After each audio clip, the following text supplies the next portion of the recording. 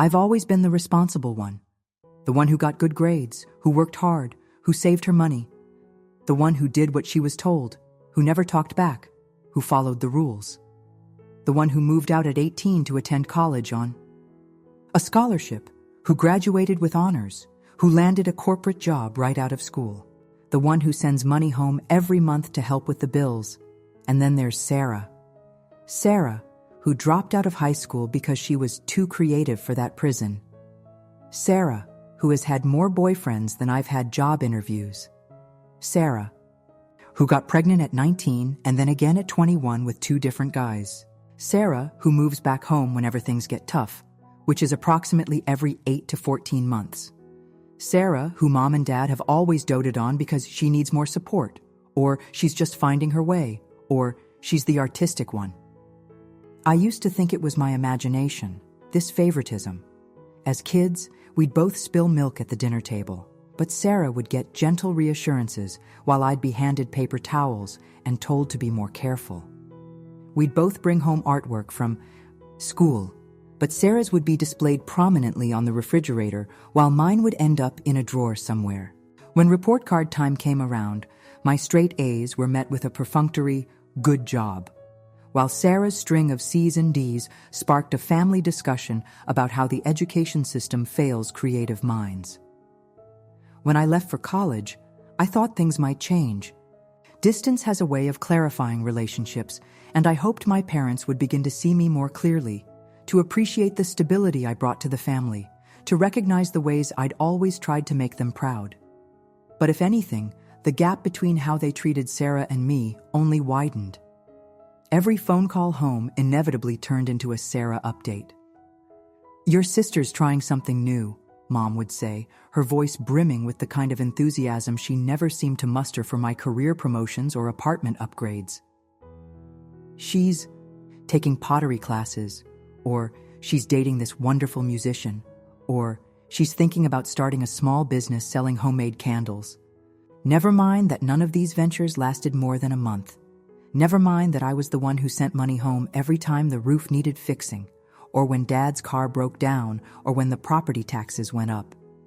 "Your sister's special," Mom said once when I dared to question why they'd loaned Sarah money for an art retreat while simultaneously accepting my check for their utility bills. "She sees the world differently. She needs our support." "And I don't?" I wanted to ask, but didn't, because I'm also the one who doesn't rock the boat. So I kept my mouth shut and my checks coming. I climbed the corporate ladder and increased my contributions. I listened to their gushing about Sarah's latest breakthrough and swallowed my resentment with practiced ease. I visited for holidays and birthdays and pretended not to notice how my childhood accomplishments had been cleared from the mantle to make room for my niece and nephew's finger paintings. I told myself it didn't matter, that I was an adult with my own life, my own achievements, that I didn't need my parents' validation anymore. But then came Thanksgiving 2023, when everything changed. I hadn't been home in nearly 6 months, a combination of work commitments and, if I'm being honest, emotional self-preservation. But Mom had been calling more frequently, her voice taking on that guilt-inducing tone she'd perfected over the years. "We hardly see you anymore. And don't you want to spend time with family?" And the killing blow. "Your niece and nephew are growing so fast and they hardly know their aunt." So I'd requested the time off, booked a flight from Chicago to Tampa, and rented a car for the 4-day weekend.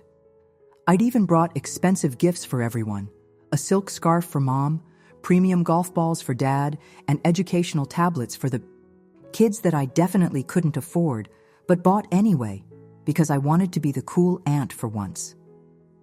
The drive from the airport to my childhood home was familiar, but strange, like revisiting a recurring dream. Palm trees swayed in the November breeze, so different from the biting winds and early snowfall I'd left behind in Chicago. Houses decked with premature Christmas lights and inflatable turkeys dotted the suburban landscape. Everything was exactly as I remembered, and yet I felt like a stranger passing through. When I pulled into the driveway, Dad was outside adjusting the sprinklers. He straightened when he saw me, his face breaking into a genuine smile that momentarily eased the knot in my stomach. This, at least, hadn't changed. Dad was always happier to see me than Mom was. "There's my corporate warrior," he said, pulling me into a hug that smelled of aftershave and lawn fertilizer. "How was the flight?" "Delayed, bumpy, and the guy next to me used both armrests," I replied, falling easily into our familiar pattern of companionable complaint. "But I'm here in one piece. That's my girl, always making it through." He grabbed my suitcase before I could protest. "Your mom's inside finishing up dinner. Sarah and the kids got here yesterday." Something in his tone made me pause. "I thought they were coming tomorrow." The plan had been for me to have one night at home before the chaos of Sarah and her children descended. Dad avoided my eyes, suddenly very interested in the handle of my suitcase. "There was a situation with Sarah's apartment. Something about her landlord being unreasonable about noise." Translation: Sarah hadn't paid her rent again, or her kids had caused enough disturbance for neighbors to complain, or both. I swallowed my irritation and followed Dad inside, mentally adjusting my expectations for the weekend. At least I'd have the sanctuary of my childhood bedroom, the one space in the house that Mom had kept more or less the same over the years. I could retreat there when the family dynamics became too much. The sounds and smells hit me the moment. We stepped through the door, Mom's voice calling instructions from the kitchen, the rich aroma of roasting turkey and pumpkin pie, the high-pitched squeal of children's laughter, and the baseline thrum of a TV turned too loud. Home, in all its chaotic glory. I followed the noise to the kitchen, where Mom stood at the counter rolling out pie dough, her hair pulled back in a messy bun, flour dusting her cheeks. She looked up when I entered, her face registering surprise, as if she'd forgotten I was coming, before quickly composing into a smile. "Chloe, you're here early." She wiped her hands on her apron and approached for a hug, careful to keep the flour from transferring to my blazer. "Flight got in ahead of schedule," I lied, not wanting to admit I'd been sitting in the rental car for 20 minutes, gathering the emotional energy to come inside. "Well, it's good to see you. You look—" She paused, her eyes taking in my tailored pants and button-down shirt. Very professional. From anyone else, it might have been a compliment. From Mom, it sounded like an observation of some curious species behavior. "Thanks. You look good too.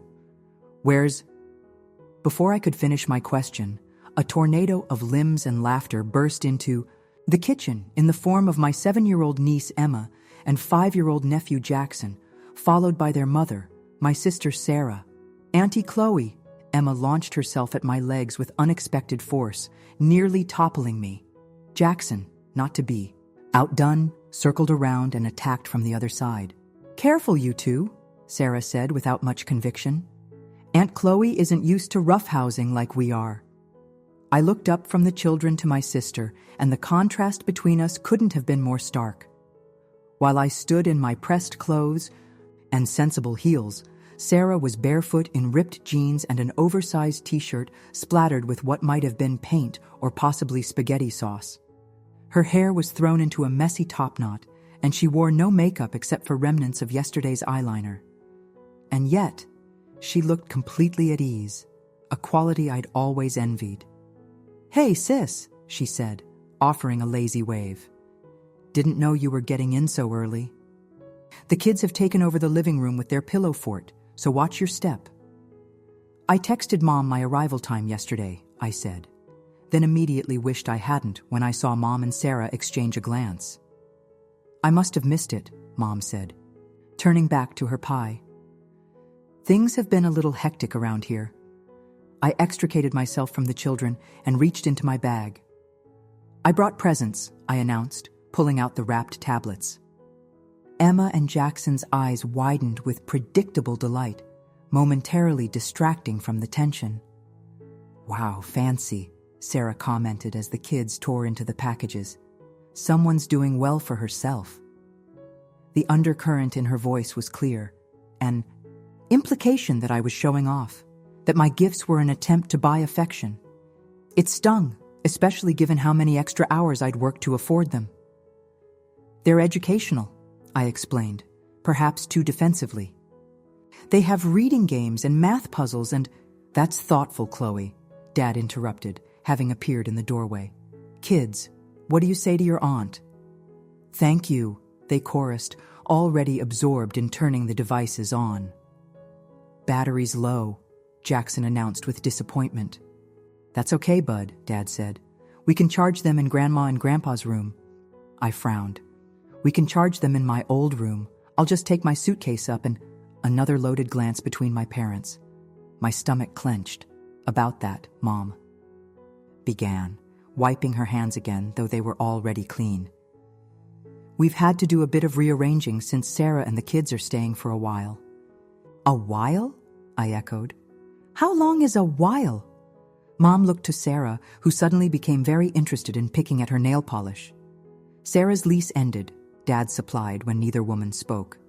And with the housing market the way it is, and schools to consider for the kids. We thought it would be easier if they stayed here until they find a good place, Mom finished. So we've set up your old room for them. Emma and Jackson are sharing the bed, and Sarah has the pull-out sofa. We moved in there. I blinked, trying to process this information. So, where am I supposed to sleep this weekend? Mom brightened, as if relieved by the question. We've got the air mattress set up in the den. It's actually quite comfortable. I put fresh sheets on it this morning. The den. The room that had once been a garage before Dad converted it. That had no actual door, just a curtain. And that shared a wall with the living room where the kids had apparently constructed their pillow fort empire. The room that, during previous visits, had been deemed too drafty and not private enough for Sarah or the children to sleep in. I see, I said, because what else could I say? I couldn't exactly demand that my sister and her children be displaced for my 4-day visit, even if they had displaced me from my own room indefinitely. It's just temporary, Sarah offered, though whether she meant my sleeping arrangements or her living arrangements wasn't clear. And hey, at least you can leave. When the weekend's over, some of us don't have that luxury. There it was, the familiar guilt trip. The reminder that Sarah's life was somehow harder than mine, despite the fact that I was the one who'd worked for everything I had, while she— Well, I think I'll freshen up before dinner, I said, retreating before I could say something I'd regret. Where should I put my suitcase? In the den? I'll take it for you, Dad offered, his face apologetic. I let him, needing a moment alone. I slipped into the downstairs bathroom, locked the door, and leaned against it, eyes closed. 4 days, I just needed to get through 4 days. When I looked in the mirror, the woman staring back seemed like a stranger. Someone too put together, too rigid, too out of place in this house of casual chaos. I loosened my hair from its tight ponytail and splashed water on my face, as if I could wash away the corporate veneer and reveal the daughter, sister, aunt my family actually wanted. But as I dried my face with a hand towel, noting it was the same faded set Mom had been using since I was in high school, I knew that wasn't the problem. The issue wasn't that I was too professional or too serious or too anything. The issue was that I wasn't Sarah, and I never would be. Dinner that night was a marathon of interruptions. Every time I tried to talk about my recent promotion or the condo I was considering buying, one of the kids would spill something, or Sarah would interject with a wild story about her latest misadventure, or Mom would remember something she needed from the kitchen. By the time dessert rolled around, I'd given up on meaningful conversation and resigned myself to being audience rather than participant. So then the yoga instructor, who I'm pretty sure was high, said that my aura was confused and that I needed to balance my root chakra, Sarah was saying, waving her fork for emphasis and nearly taking out Dad's eye. And I'm like, dude, my ex-husband just left me for his 22-year-old secretary, and I'm living with my parents again at 33. My root chakra isn't the problem. Mom and Dad laughed appreciatively while I pushed pumpkin pie around my plate and wondered, not for the first time, Why Sarah's financial irresponsibility and poor life choices were sources of amusing anecdotes, while my stability and success were treated as boring afterthoughts. "What about you, Chloe?" Dad asked, suddenly seeming to remember I was there. "Any interesting stories from the corporate world?" The way he said it, the corporate world, as if it were some exotic foreign country rather than the reality where most adults lived and worked, made me want to scream. Instead, I forced a smile. Not really, just the usual deadlines and meetings. Though I did. "Mom," Jackson interrupted, tugging at Sarah's sleeve. "Can I play on my new tablet now?" "Sure, honey, if Aunt Chloe is done telling her work story," Sarah replied, making it clear what she thought of work stories. "I'm done," I said quietly, setting down my fork. Later, lying on the air mattress that Mom had assured me was quite comfortable, but was actually about as supportive as a marshmallow, I stared at the ceiling and listened to the sounds of the house settling. The den was cold, just as I'd expected, and every time someone flushed the upstairs toilet, the pipes in the wall beside me groaned in protest. From upstairs, I could hear the muffled sounds of bedtime in my old room. Sarah's voice reading a story, the children's laughter, the creak of the bed that had once been mine, the bed where I dreamed of escape, of making something of myself, of earning my parents' pride. I reached for my phone, checking my bank account out of habit. The monthly transfer to my parents' account had gone through last week, $1,500 as usual, enough to cover a significant portion of their mortgage.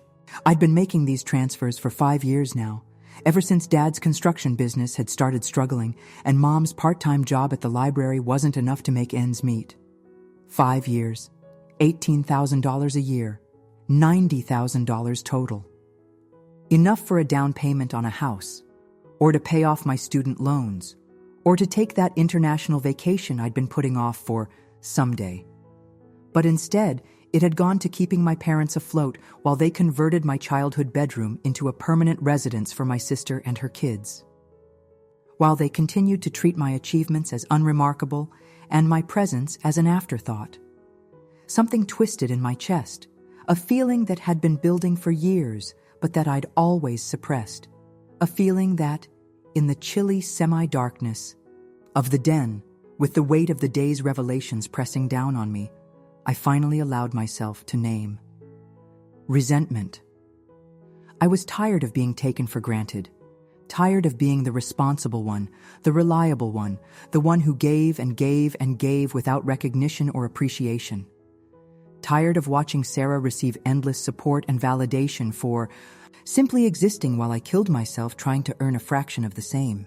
My thumb hovered over the banking app.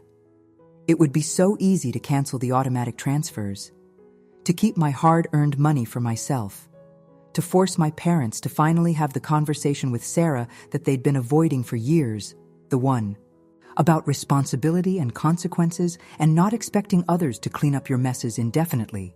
But I couldn't do it. Not yet.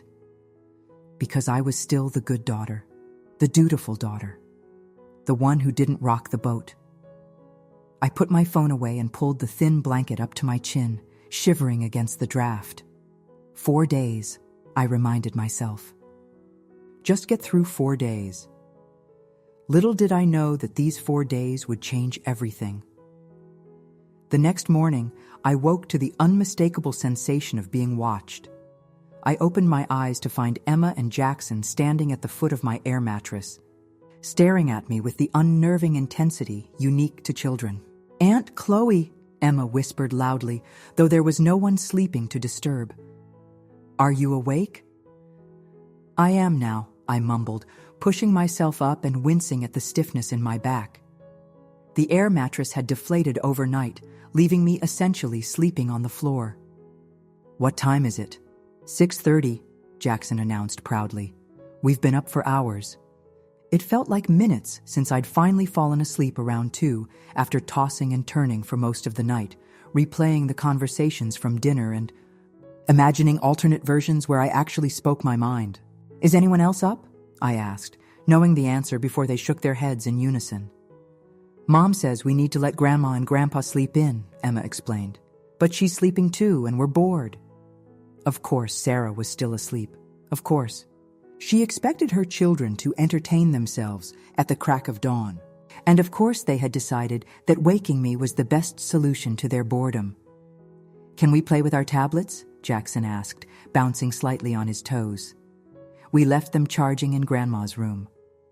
I was about to suggest something quieter, coloring. Books, perhaps, or a silent game of charades, when Emma added, Mom said we should ask you to make us breakfast. I blinked. She did? Emma nodded solemnly. She said you're a morning person, so you wouldn't mind. I wasn't, in fact, a morning person. I was a person who set 3 alarms and mainlined coffee to function before 9 a.m. But apparently, in the family mythology, I had been assigned yet another responsibility without consultation. Fine, I sighed, swinging my legs over the side of the deflated mattress. Let me brush my teeth first, and then we'll see about breakfast.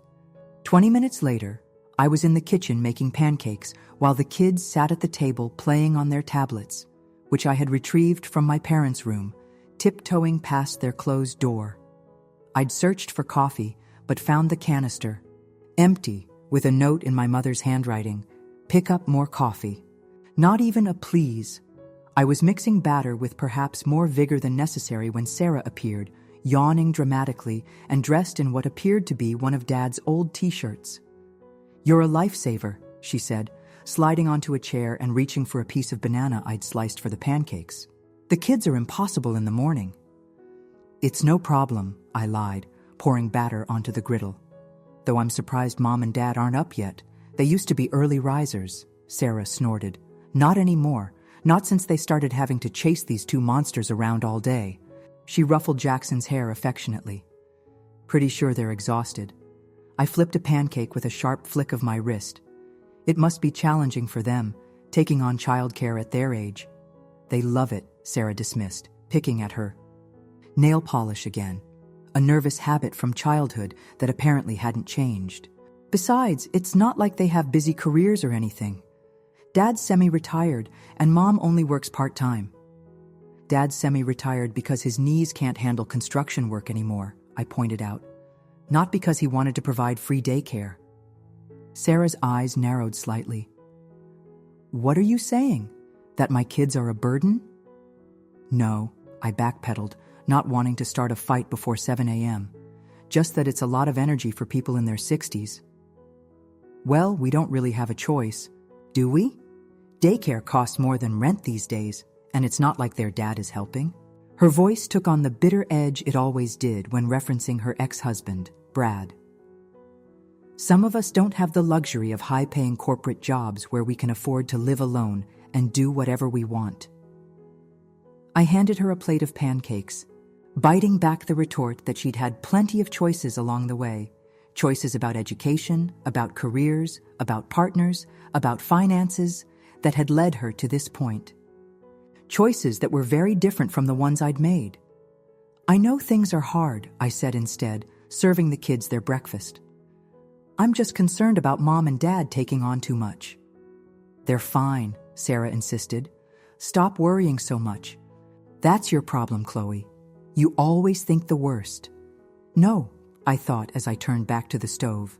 My problem is that I've been subsidizing this family's lifestyle for years while being treated like an outsider. My problem is that I'm standing here, making breakfast at the crack of dawn for everyone after sleeping on a deflated air mattress in a room that used to be a garage while you're living rent-free in my childhood bedroom. But I said none of this. Instead, I made another batch of pancakes and tried not to think about the emails piling up in my work inbox, the ones I'd have to address before the end of the weekend to be prepared for Monday. Mom and Dad appeared just as I was finishing the dishes, the ones Sarah had promised to do but had abandoned when a friend called. They shuffled into the kitchen in matching robes, looking indeed as tired as Sarah had suggested. You made breakfast, Mom observed, surveying the kitchen. And cleaned up. You didn't have to do that, honey. The kids were hungry, I explained, drying my hands on a dish towel. And I was up. Always the responsible one, Dad said with a smile that I chose to interpret as appreciative rather than patronizing. What would we do without you? An excellent question, I thought, but didn't say. Instead, I mentioned, we're out of coffee. Oh, I keep forgetting to pick some up, Mom sighed, rummaging through the pantry as if coffee might mysteriously appear. I've been so busy with the kids and helping Sarah look for apartments online. I can go get some, I offered, already, reaching for my purse. An escape, however brief, was suddenly very appealing. Anything else we need? Mom perked up. Actually, if you wouldn't mind, I have a whole list for Thanksgiving dinner tomorrow. I was going to send your father, but if you're offering... I don't mind, I said, though what I meant was I need to get out of this house before I say something. I'll regret. Mom handed me a list that was indeed substantial, along with her credit card. Use this, she instructed. The pin is your birthday. A small gesture, but it touched me unexpectedly. At least she remembered that. The grocery store was predictably packed with last-minute Thanksgiving shoppers, but I didn't mind. The anonymity was soothing. No one here knew I was the responsible daughter who sent money home monthly, or the corporate drone whose achievements were overshadowed by her more creative sister. Here, I was just another adult buying cranberry sauce and stuffing mix. I took my time in each aisle, checking items off Mom's list methodically while adding a few extras. Good coffee beans that I'd grind in the store, chocolate for the kids, a nice bottle of wine for dinner. Small luxuries that I could provide, tangible evidence of my contribution to the family. As I stood in the checkout line, my phone buzzed with a text from Sarah. Mom wants to know when you'll be back. Kids are driving her crazy. No, thank you. For getting groceries, or take your time. Just another demand thinly disguised as a question. I didn't reply. Instead, I paid for the groceries, adding my own credit card for the extras, and loaded them into the rental car. Then, on impulse, I drove past the turn for my parents' house and kept going, finding myself at the beach 20 minutes later. It was too cold to swim, but I took off my shoes and walked along the shore, letting the chilly water lap at my ankles. I breathed in the salt air and watched seagulls wheel overhead, feeling the knot in my chest gradually loosen. This had been my escape as a teenager, the beach, with its vast horizon and rhythmic waves that made my problems seem smaller. I'd come here after bad test scores, rare but devastating to my perfectionist sensibilities, after fights with friends, after particularly acute episodes of feeling invisible in my own home. The ocean had always listened in a way my family didn't. My phone buzzed again, Mom this time. Everything okay? We were expecting you back an hour ago. I sighed and typed a response. Got caught in Thanksgiving crowds, heading back now. As I turned to leave, my gaze caught on a young family setting up a picnic despite the November chill. Mother, father, 2 children about the same age as Emma and Jackson. The parents worked together, spreading a blanket, unpacking food, keeping an eye on the kids who were attempting to build a sandcastle at the water's edge. They moved with the easy coordination of partners who shared responsibilities, who were both fully engaged in the work of raising their children. It struck me then, with unexpected clarity, that this was what bothered me most about Sarah's situation. Not that she needed help. Everyone needs help sometimes. But that she seemed to expect everyone else to shoulder her burden while she contributed the bare minimum. That she took support as her due without gratitude or reciprocity, and that my parents enabled this dynamic at every turn. The realization sat heavy in my stomach as I drove back to the house, groceries warming in the trunk. By the time I pulled into the driveway, I had made a decision. I wouldn't confront anyone, not during Thanksgiving weekend. But when I returned to Chicago, changes would be made. Hard conversations would be had. The automatic transfer to my parents' account would stop. It wasn't about the money, not really. It was about respect, about boundaries, about finally demanding recognition for my contributions instead of acceptance of my erasure. The rest of the day passed in a blur of Thanksgiving preparations, kid wrangling, and forced cheerfulness. I chopped vegetables, played board games with Emma and Jackson, and nodded along to Sarah's dramatic retelling of her latest dating disaster, all while mentally drafting the email I would send my parents once I was safely back in Chicago. That night, on the reinflated air mattress, Dad had found the leak and patched it. I slept better than I had in months. Decision made, path forward clear. The next day, Thanksgiving proper, brought its own chaos. The house filled with extended family. Dad's brother, Uncle Jim, and his wife, Aunt Patricia, Mom's sister, Aunt Diane, with her husband, Uncle Bob, and their 3 teenage children, and Dad's elderly mother, Grandma Rose, who had thankfully aged into the kind of deafness that allowed her to ignore most family drama. The additional audience only magnified the usual family dynamics. Sarah held court in the living room, regaling everyone with stories of her artistic pursuits and parenting challenges, while I was relegated to kitchen duty with Mom and the other aunts. "Chloe's such a help," Mom told Aunt Diane as I mashed potatoes, with mechanical efficiency. "Always so organized. How's that corporate job of yours?" Aunt Patricia asked, pausing in her green bean arrangement. "Still climbing the ladder?" "I was promoted to senior manager last month," I said, allowing a hint of pride to color my voice. It came with a significant raise and more responsibility. "That's nice, dear," Aunt Patricia nodded absently, clearly unimpressed. "Sarah was just telling us about her plans to start a small business making jewelry. So creative, that girl." I gripped the potato masher tighter. Yes, Sarah's always brimming with new ideas. Ideas that inevitably fizzled when they required actual work, consistent effort, or financial investment. But of course, I kept that observation to myself. Dinner itself was a performance of family harmony. We all crowded around the extended dining table, elbows knocking, passing dishes and complimenting the food. Dad carved the turkey with ceremonial precision, while Mom fussed over everyone's plates, making sure the children had manageable portions, and Grandma Rose got the soft parts she could easily chew. When it came time for the traditional, what we're thankful for ritual, I braced myself.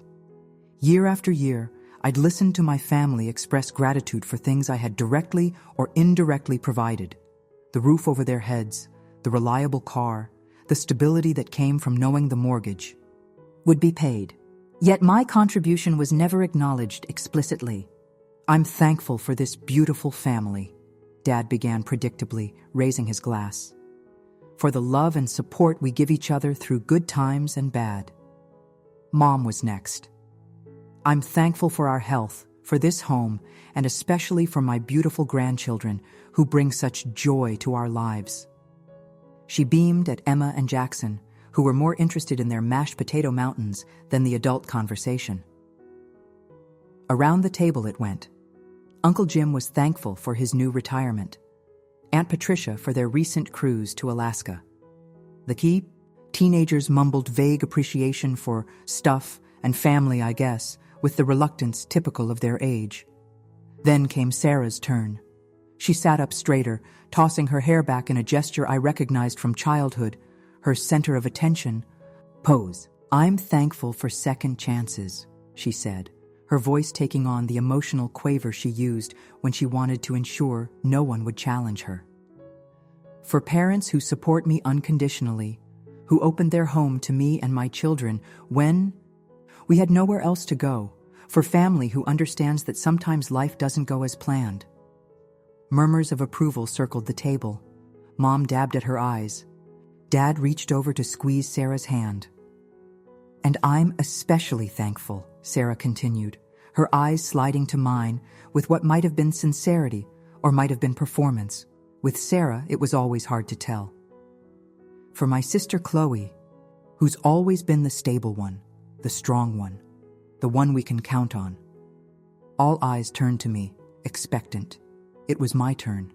In that moment, I had a choice. I could say what I always said, some bland expression of gratitude for health and family. That wouldn't ruffle any feathers. Or I could tell the truth. I looked around the table, at my parents who had given my room away without consultation, at my sister who took and took without giving back, at the extended family who viewed me as nothing more than a dependable background character in the Sarah show. I'm thankful, I began, my voice steadier than I felt, for perspective. A puzzled silence followed. This wasn't the script. This past year has taught me a lot about what matters, I continued, choosing my words carefully. About the difference between supporting someone and enabling them. About the importance of mutual respect in relationships, all relationships, including family ones. Mom's forehead creased with concern. Dad shifted uncomfortably in his chair. Sarah's smile froze in place. I'm thankful for my success, I went on, warming to my subject now. For the career I've built through hard work and determination. For the financial stability that has allowed me to help others. I paused, meeting each family member's gaze in turn. And I'm thankful for clarity. For finally understanding that I deserve appreciation for what I contribute, and that it's okay to set boundaries with people I love. The silence that followed was deafening. Then Grandma Rose, bless her selective hearing, piped up. I'm thankful for this delicious turkey. Who made the gravy? It's not lumpy this year. The tension broke as everyone rushed to answer Grandma Rose or comment on the food or change the subject entirely. But I caught the worried glances between my parents, the calculating look in Sarah's eyes. They had heard me, even if they were choosing to ignore the implications. The rest of the meal proceeded with forced joviality, the undercurrent of my declaration, running beneath every conversation like a subterranean stream. I participated minimally, content to have finally spoken some version of my truth, however obliquely. After dinner, as the family dispersed to various corners of the house for the traditional post-Thanksgiving food coma, Dad found me in the kitchen, loading the dishwasher. That was quite a toast, he said, picking up a dish towel to dry the items I'd hand-washed. Was it? I kept my eyes on the sink full of soapy water. I was just being honest. Dad sighed, the sound heavy with unspoken concerns. Your mother and I appreciate everything you do for us, Chloe. I hope you know that. Do you? I finally looked at him. Because sometimes it feels like my contributions are taken for granted, while Sarah's smallest efforts are celebrated like major achievements. That's not fair, he protested, but without much conviction. Sarah's situation is different. She's had a rough go of it, especially since the divorce. And my situation isn't tough in its own way? I countered, keeping my voice low so as not to attract attention from the other room. I work 60-hour weeks, Dad. I've put my personal life on hold to build my career, to be able to help out financially. I haven't taken a real vacation in 3 years because every spare dollar goes to you and Mom or to my student loans. Dad had the grace to look ashamed. We never asked you to do that. No, you just accepted it as your due. 5 years, Dad. I've been sending money home for 5 years, and not once have you or Mom acknowledged that it's the reason you can afford to let Sarah and the kids live here rent-free. Is that what this is about? Money? His voice took on a defensive edge. If you're having financial difficulties, you should have said something instead of making cryptic speeches at Thanksgiving dinner. I shook my head, disappointment, a bitter taste in my mouth.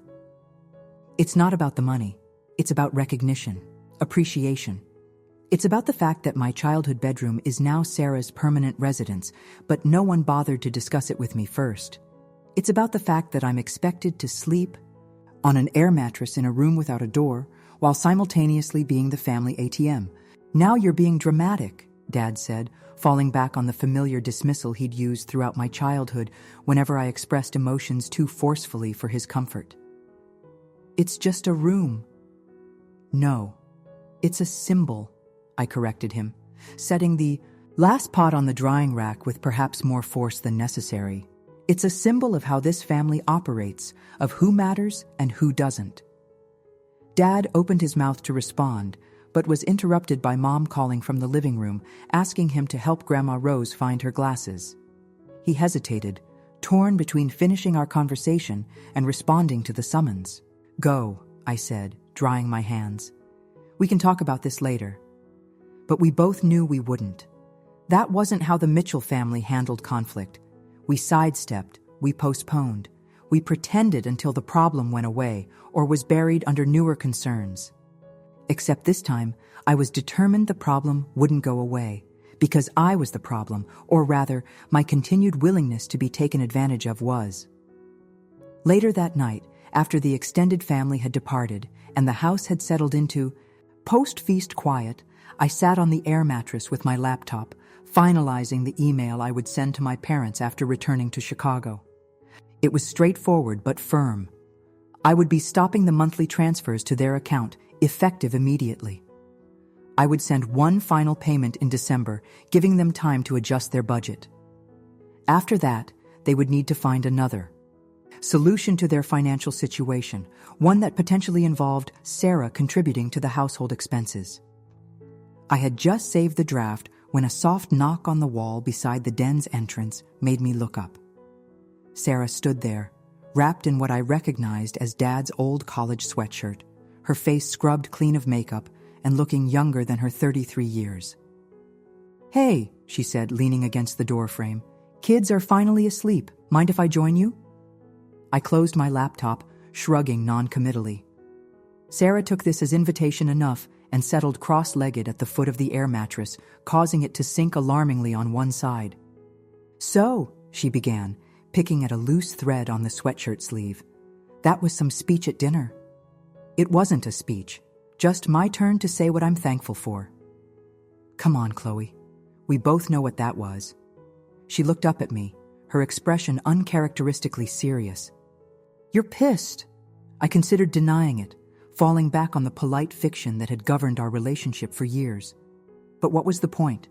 In less than 48 hours, I'd be back in Chicago, and soon after that, I'd be sending the email that would fundamentally change my relationship with my family. "Yes," I admitted. "I'm pissed." Sarah nodded slowly, as if she'd been expecting this. "Because of the room thing? Mom said you might be upset about that." "It's not just the room," I said, though the dismissive way she referred to it, the room thing, only reinforced my irritation. "It's what the room represents." "Which is?" "The fact that my place in this family is an afterthought, that I'm expected to contribute financially but not to have any say in how things operate. That my needs and feelings always come last." Sarah was quiet for a long moment, digesting this. Then, to my surprise, she didn't argue. "I can see why you'd feel that way. Not you're wrong or you're overreacting or any of the defensive responses I'd anticipated. Just simple acknowledgement. It caught me off guard." "You can?" she sighed, tucking a strand of hair behind her ear. A gesture so familiar from our childhood that it momentarily transported me back to late-night conversations in our shared bedroom before life and choices had driven us in such different directions. "I'm not blind, Chloe, or stupid. I know you send Mom and Dad money every month. I know that's why they can afford to let me and the kids stay here." "They told you?" This was unexpected. My parents had always been careful to keep financial discussions private, especially from Sarah, whom they claimed they didn't want to burden with money concerns. "No, but I've seen the bank statements lying around, and I've heard them talking when they think I'm not listening." She gave a half smile that didn't reach her eyes. "Plus, it's not like Dad's construction business is booming, and the library pays Mom peanuts. The money has to come from somewhere." I wasn't sure how to respond to this acknowledgement, so I waited for her to continue. "Look," Sarah said after a moment, "I know I'm not together the way you are. I make bad decisions. I trust the wrong people. I always have." She gestured vaguely at the ceiling, where her children slept in what used to be my room. "Case in point." "Your kids aren't bad decisions," I said automatically. Whatever issues I had with Sarah's lifestyle, Emma and Jackson were innocent parties and genuinely good kids, despite their occasional early morning wake-up calls. "No, they're the best things I've ever done," Sarah agreed readily. "But having them with men who had no intention of sticking around? Those were bad decisions. Not finishing college was a bad decision. Not developing any marketable skills beyond makes pretty jewelry sometimes was a bad decision. She gave a self-deprecating laugh. Basically, my entire adult life has been a series of bad decisions strung together. Sarah. Let me finish, she interrupted, holding up a hand. I'm not fishing for reassurance here. I'm trying to say that I get it. I get why you resent me. Why you resent this whole situation. You did everything right. College, career, savings, responsibility, and what do you have to show for it? A promotion no one in this family understands the significance of, and an air mattress in the den when you come home for holidays. There was something both validating and painful about hearing my grievances articulated by the very person who had benefited most from my sacrifice. I swallowed hard against a sudden tightness in my throat. Meanwhile, Sarah continued, I did everything wrong and got rewarded with free housing, free childcare, and parents who think I'm some kind of misunderstood artistic genius rather than a 33-year-old failure who can't support her own kids. I don't think you're a failure, I said, meaning it despite everything. You're a good mother. Your kids are happy and well-adjusted. Thanks to Mom and Dad, she pointed out, and indirectly, thanks to you. We sat in silence for a moment, the weight of this acknowledgement settling between us. It was more than I'd expected from Sarah, whose self-awareness had never been her strong suit. What are you going to do? She finally asked, looking up at me with an expression I couldn't quite read. About the money, I mean. So she had picked up on the subtext of my Thanksgiving declaration. I'm going to stop sending it, I said simply. No point in sugarcoating it. Sarah nodded slowly. I figured. Can't say I blame you. It's not about punishing anyone, I felt compelled to explain. It's about boundaries, about not enabling patterns that aren't healthy for any of us. Including me, Sarah said, surprising me again with her insight. Yes, I admitted, including you. Fair enough. She stood up, stretching her arms above her head. For what it's worth, I am grateful, Chloe, for what you've done for Mom and Dad. For what that's meant for me and the kids. I'm sorry I've never said it before. I didn't know how to respond to this unexpected moment of vulnerability from my sister, so I just nodded. And I'm going to do better, she added, heading for the door. I don't know how yet, but I need to step up, figure something out, because you're right, this isn't sustainable. She paused at the doorway. And it's not fair to you.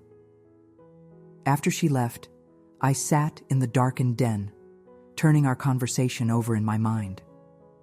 Of all the reactions I had anticipated to my decision, anger, guilt-tripping, tearful accusations, genuine understanding had not been among them.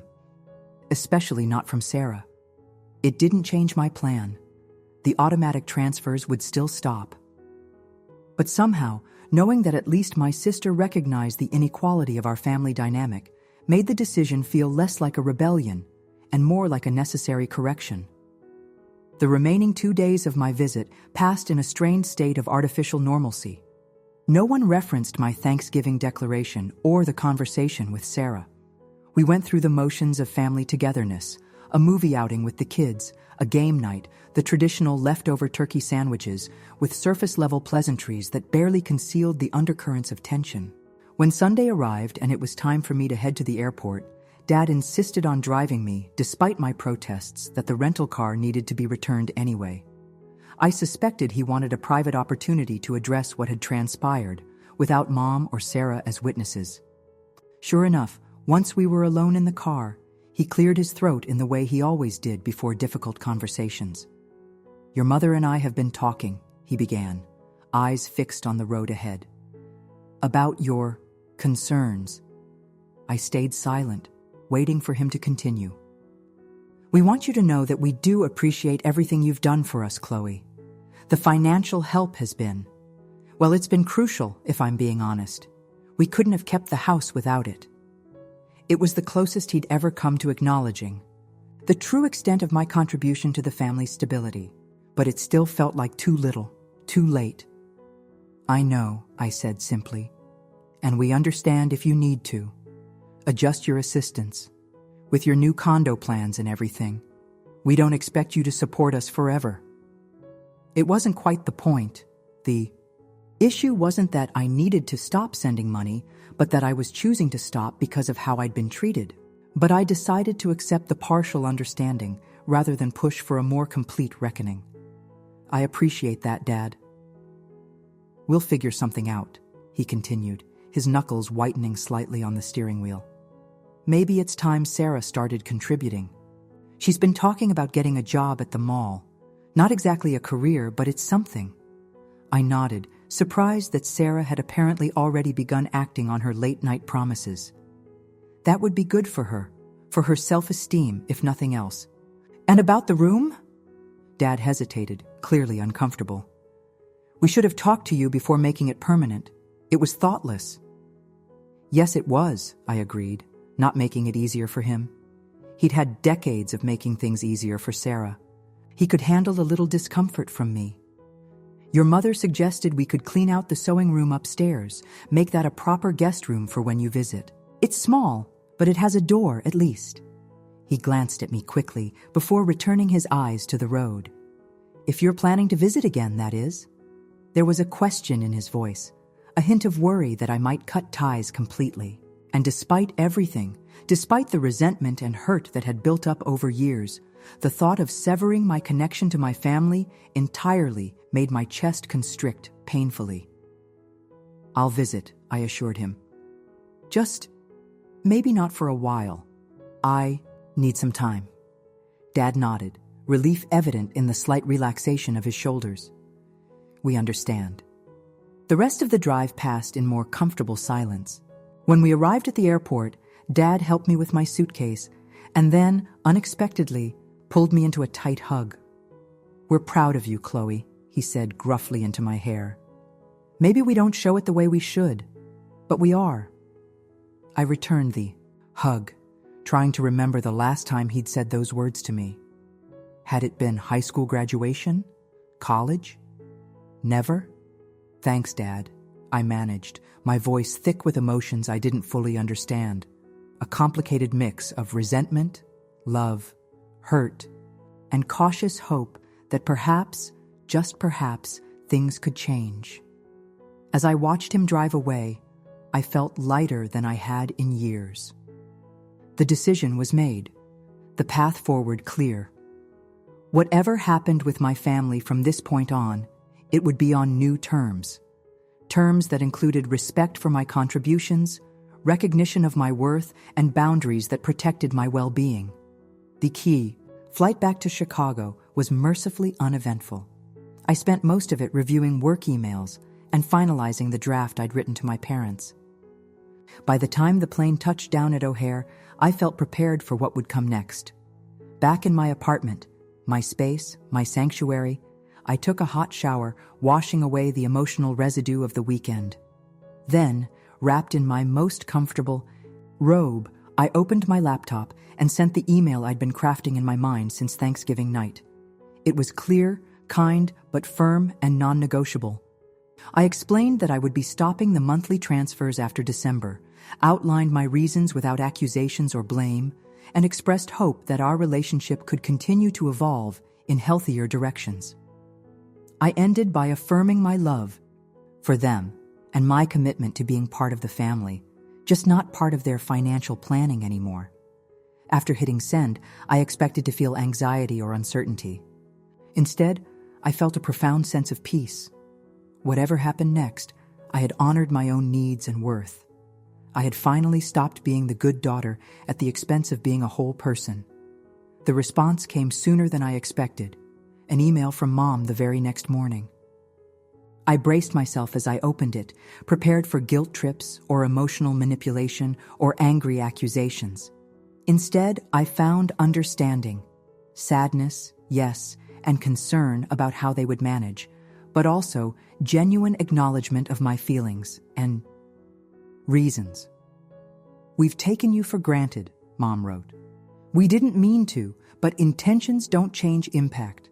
You deserve better from us. She went on to outline their preliminary plans, Sarah had already applied for jobs at 3 different stores in the mall. Dad was considering picking up part-time consulting work for a friend's construction company, and Mom herself was looking into increasing her hours at the library. They would be okay, she assured me. Different, but okay. And we hope, she concluded, that this change will allow us to rebuild our relationship with you on a healthier foundation. One where you feel valued for who you are, not what you provide. I read the email twice, tears blurring my vision by the end. It was more than I had dared to hope for, not just acceptance of my decision, but genuine recognition of the underlying issues. Perhaps there was hope for us after all. In the weeks that followed, I threw myself into work and planning for my future. With the knowledge that I wouldn't be sending $1,500 home every month, I revisited my budget and accelerated my timeline for buying a condo. What had seemed like a distant dream suddenly became an attainable goal, one I could reach within 6 months rather than 2 years.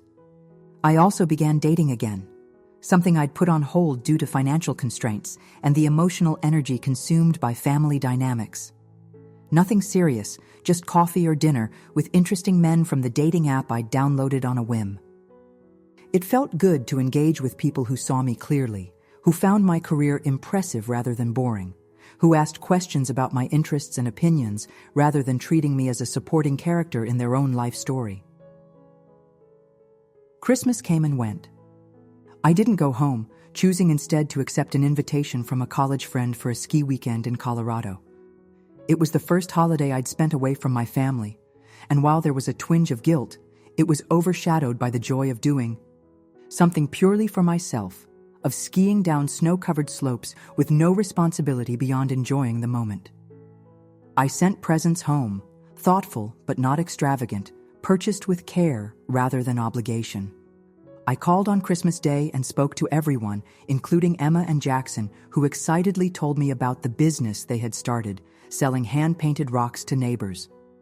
Mom says we have to save half the money, Emma informed me importantly, for the future. That small detail, Sarah teaching her children financial responsibility, gave me more hope than anything else that real change was happening in Tampa. January brought new challenges at work, a major project with a tight deadline that had me working weekends and late nights. In previous years, such demands would have sent me spiraling into stress about how to manage both the work and my family obligations. Now I tackled it with singular focus, secure in the knowledge that my financial resources were my own to allocate as needed. And then, in February, came the email from the real estate agent I'd been working with. A condo had become available. In the building I'd been eyeing, slightly under market value due to the owner's need for a quick sale. Did I want to see it? I toured the property that evening, a 2-bedroom, 2-bath unit on the 15th floor with floor-to-ceiling windows offering a spectacular view of the Chicago skyline. The master bedroom was spacious, the kitchen updated, and the second bedroom perfect for a home office, or, my mind whispered unexpectedly, a nursery someday. I put in an offer that night, slightly above asking to secure it against competing bids. By the end of the week, it was accepted. 30 days later, I was a homeowner. The day I got the keys, I stood alone in the empty living room, watching the sunset paint the city in shades of gold and pink.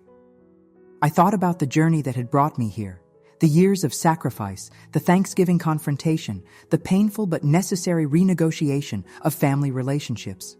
For so long, I had defined myself by what I gave to others: financial support, emotional stability, the role of the dependable daughter who never caused problems. I had measured my worth by my utility, my value by what I contributed to the family balance sheet. Standing in my own home, purchased with money I had earned and saved, I finally understood that I was more than what I gave. I was deserving of recognition, of appreciation, of having my needs considered and my boundaries respected. I was worthy of taking up space, not just a deflated air mattress in a room without a door, but a whole home that reflected my tastes and priorities. My phone rang, interrupting my reverie. It was Mom, calling for our now weekly check-in. I'm standing in my new condo, I told her after we exchanged greetings. I just got the keys. Oh, honey. Her enthusiasm seemed genuine. That's wonderful. You must send pictures. Is it everything you hoped? It's perfect, I confirmed, turning slowly to take in the space. My space. I can't wait to make it a home.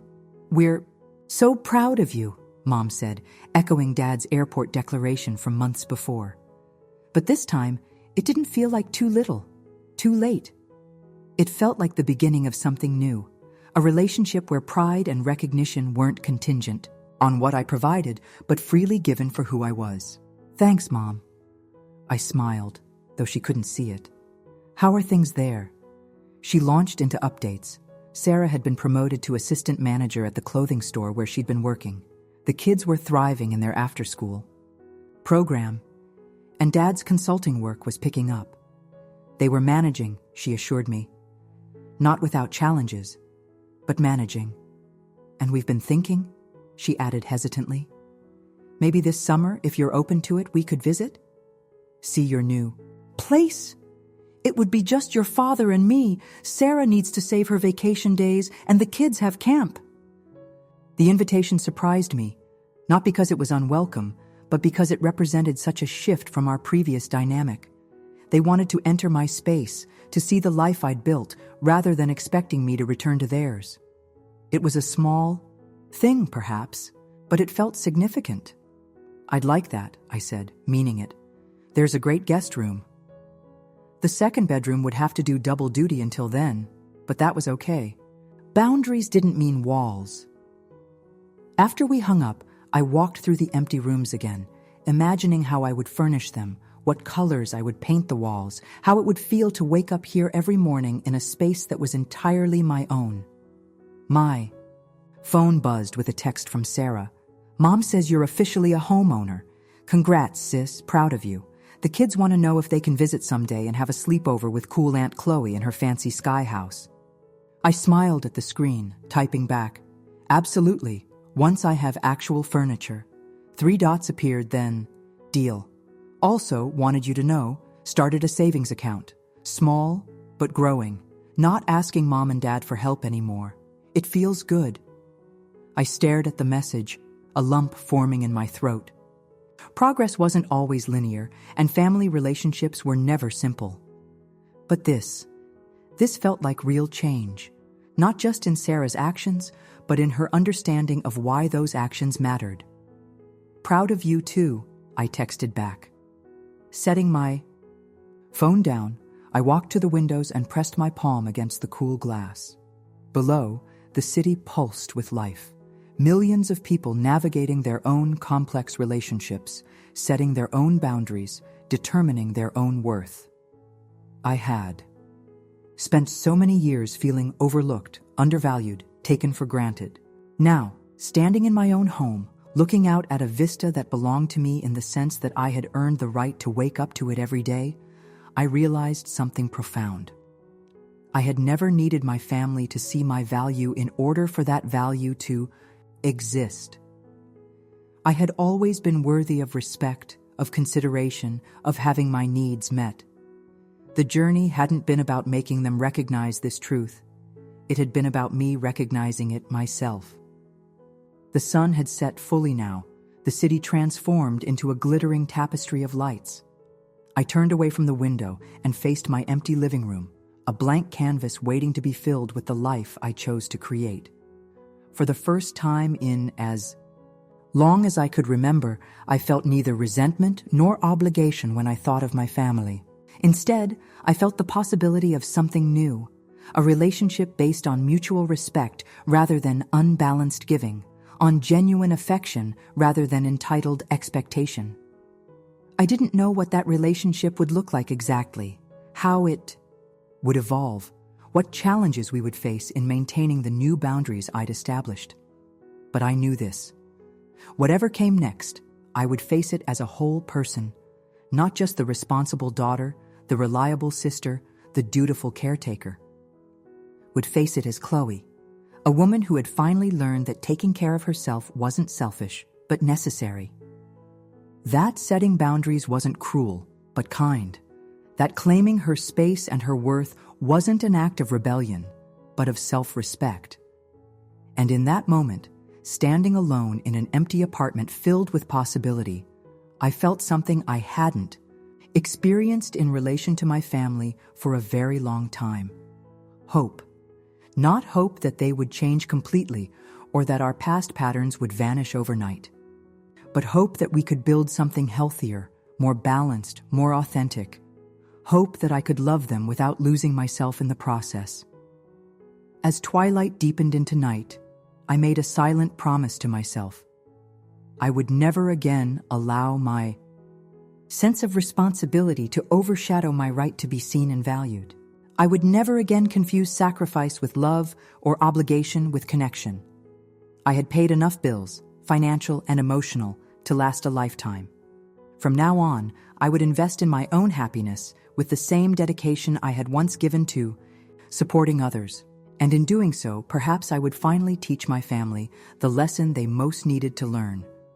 That true love requires not just taking, but giving. Not just receiving, but reciprocating.